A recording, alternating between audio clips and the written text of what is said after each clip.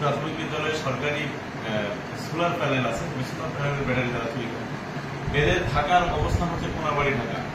কোনাবাড়ি ঢাকা থেকে বাংলাদেশের বিভিন্ন স্থানে যে চুরি করে আবার তারা ওই চোরাই মাল নিয়ে ঢাকায় বিক্রি করে। এদের প্রক্রিয়াটা হচ্ছে আপনার ঢাকা কোনাবাড়ি থেকে ওরা যে কোনো একটা জেলায় অথবা যে কোনো উপজেলায় যায়, যে ওইখানে তাদের একটা অটো থাকে, যে চোর চক্রের সদস্যের অটো, সেই অটোতে করে তারা সারাদিন ঘুরে কোনো একটা স্কুলের সামনে গিয়ে তারা শনাক্ত করে যে এই স্কুলটাকে সিলেক্ট করে যে এই স্কুলটাকে আজকে চুরি করতে পারে। তখন ওই অটো ড্রাইভার তাদেরকে ওইখানে ঘোরানোর পরে সন্ধ্যার পরে ওরা বস্তা সংগ্রহ করে, প্লাস্টিকের বস্তা সংগ্রহ করে যেন ব্যাটারি নিয়ে যাওয়ার সময় মানুষ ঠিক থাকে। পরে রাত্রিবেলা তারা যায়, রাত্রেবেলা গিয়ে ওই ব্যাটারির প্যানেলটা তারা এখান থেকে প্যানেল থেকে ব্যাটারি খুলে ব্যাটারিটা সংগ্রহ করে এবং অটোতে করে কোনো যে কোনো ট্রান্সপোর্টের দোকান যেখানে কুরিয়ার সেখানে তারা দেয়। তো আমার লালমোহনে যে ঘটনা ঘটছে গত বৃহস্পতিবার দিবাগত রাত্রে তারাগঞ্জ প্রাথমিক বিদ্যালয়ে এই চোর চক্র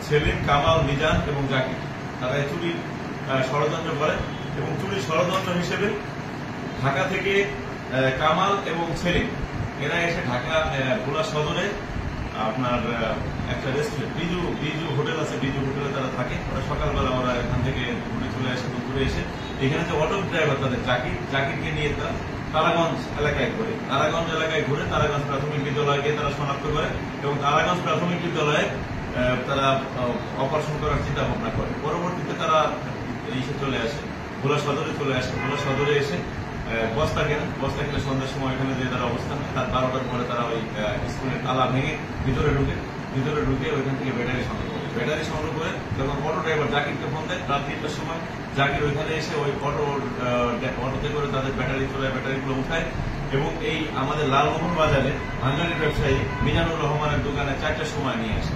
4টার সময় মিজানুর রহমান এটাকে রিসিভ করার পরে কামাল এখানে যে আপনার আমাদের এই যে ব্রিজের ওই পারে যে রিসোর্টগুলো আছে, যে থাকার জায়গা আছে, সেই হোটেলগুলোতে সে অবস্থান করে এবং পরের দিন আপনার মিজানুর রহমান কি করে তার নামে ডেলিভারি দেয়। সে আমাদের এখানে সদাগর ট্রান্সপোর্ট আছে, সদাগর ট্রান্সপোর্টে সে এই মালগুলো ঢাকায় পাঠায়। কিভাবে পাঠায়? ডেলিভারিও সে, রিসিভও সে, মানে সে এখান থেকে পাঠাইছে, গ্রাহক আসে এবং ওইখানে যে গ্রহণ করবে সে।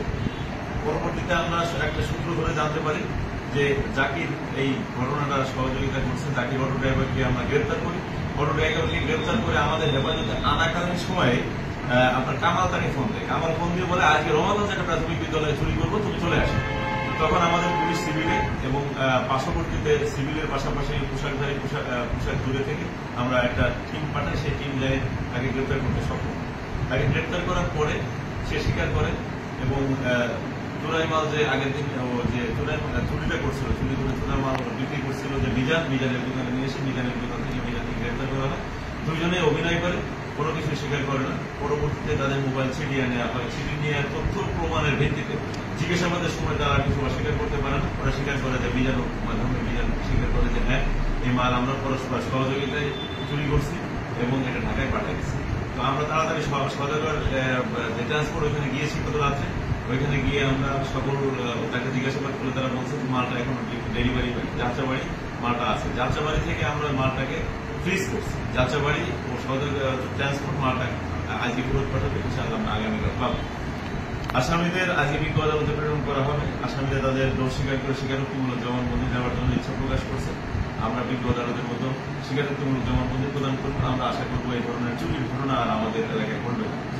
এই চক্রতে আপনারা টোটাল কতজনকে গ্রেপ্তার করেছেন এবং এই চক্রটি ঢাকা এবং এই যে সারা বাংলাদেশের যে চক্র আকারে করছে, এখানে কতজন সদস্য আছে বলে ধারণা করছেন? এখানে আমরা 4 জন পেয়েছি, আরো চক্র থাকতে পারে। আমরা তদন্ত করি, রিমান্ডে জিজ্ঞেস করতে হলে অনেক কিছু পাওয়া যাবে। 4 জন, এই চক্রতে 4 জন পাইছি। একজনের বাড়ি হচ্ছে আপনার মাদারীপুর, একজনের বাড়ি আমাদের শশীভূষণ, একজনের বাড়ি লালমোহন সদরে, একজনের বাড়ি তারাগঞ্জ। লালমোহন সদরে তিনি কি ওনাদের চক্রের সাথে আগে থেকে যুক্ত ছিল না এখানে ওনাদের চাপে করছে? সে আগে থেকে যুক্ত ছিল, কারণ চুরাই মালটা সে যেভাবে পরিবহন করেছে, চুরাই মালটা সে গ্রহণ করেছে, তার দোকানে রেখেছে রাত্রিবেলা এবং সকালবেলা সে দুপুরের পরে সে সদাগর ট্রান্সপোর্ট করে তার নাম চালান দিয়েছে এবং যাত্রাবাড়ি থেকে রিসিভ করবে সে, ডেলিভারও সে দিয়েছে এবং রিসিভারও সে প্রেরণ করছে। এতে প্রতীয়মান হয় যে সে পেশাদার এই ঘটনা সেরে করে। অন্যান্য যে ব্যাটারি চুরি হয়েছে বিভিন্ন তার সাথে সংশ্লিষ্ট আছে, স্বীকার করছে। আমরা পরবর্তী ওই ঘটনায় মামলা নিয়ে এদেরকে 16 রেখে আরো তথ্য বের করব। এবং এই চক্রে যদি আর কেউ থেকে থাকে সেই ব্যাপারে অনুসন্ধান কি আপনাদের হ্যাঁ, অনুসন্ধান করবো। ধন্যবাদ। ধন্যবাদ।